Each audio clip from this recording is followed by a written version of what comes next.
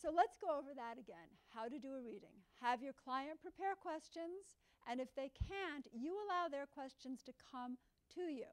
Not using creativity, intellect, or sourcing your subconscious.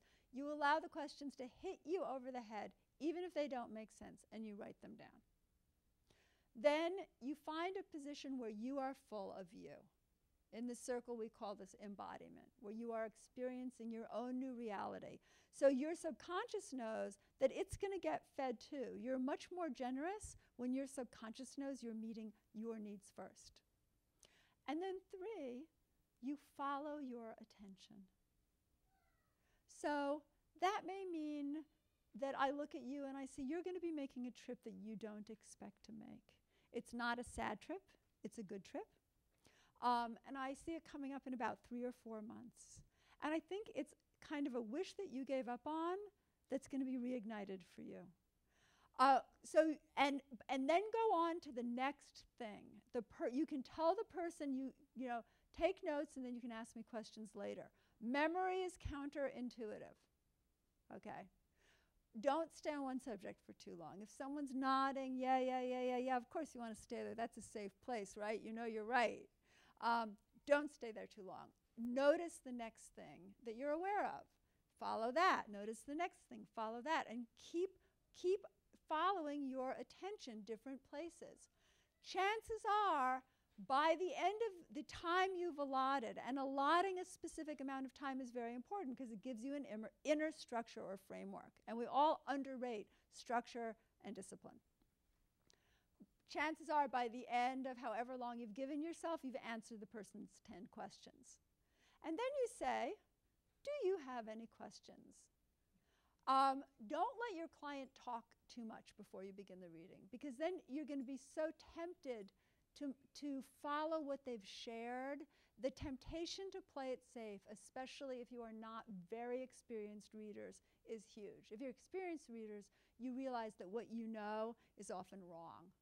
You know, data is often faulty, and your intuition is more often than not really right on target.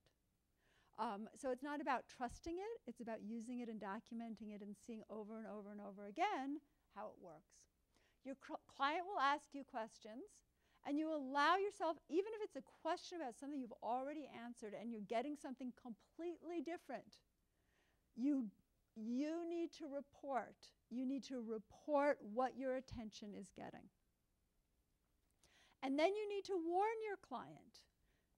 We only have a few more minutes. Do you have a final question? Very hard to get people off the phone. You should set up your readings by email, because people tend to, I don't know, people easily used to get readings out of me while they were setting it up, because it's kind of irresistible, for me at least.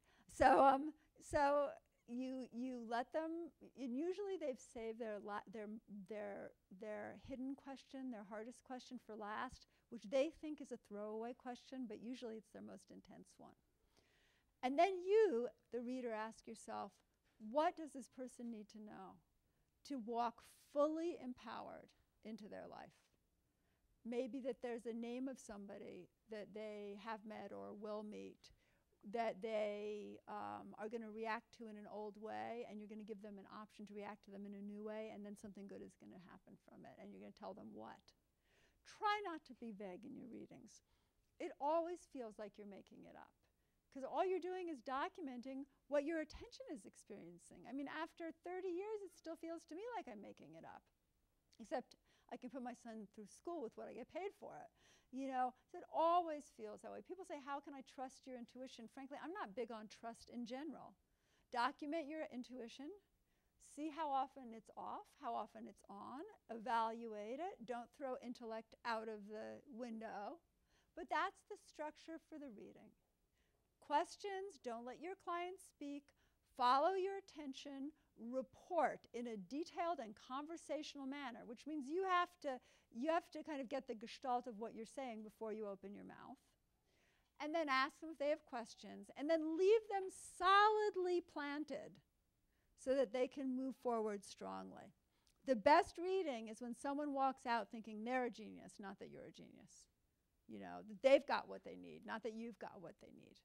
If they're walking out thinking you've got what they need, then you're doing something that really isn't very good and is certainly not intuitive.